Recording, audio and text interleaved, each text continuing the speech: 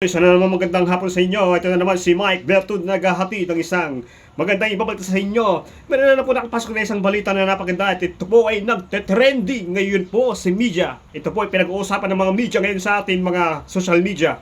Ito po ay buong mundo na nagbayad at nag-trending.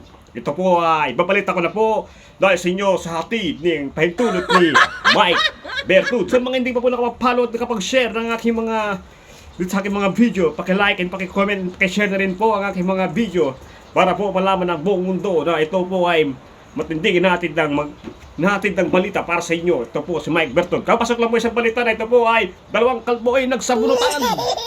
Ito po ay ang kalbong ito ay nagsabunutan dahil lang po sa suklay ang kanilang pinag-aawayan. Kaya po sila ay nagsabunutan. Isang barko ay lumitaw, ngunit lumubog din.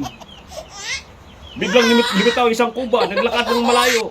Ito po ay gumaling at nakatayo ng isang matuwid. Ilan po ang nagbabalita sa trending ngayon. Iyan, pahatid sa inyo isang pahintulot ni Mike Bertud. Lagi lang po kayo updated sa aking mga video na aking papalabas. Yan, para po may tayong ipabalita sa inyo. Hanggang dito lang po ang aking ipabalita. Magandang hapon sa inyo lahat. Ako po si Mike Bertud. Nagbabagang balita ulat po sa inyo lahat.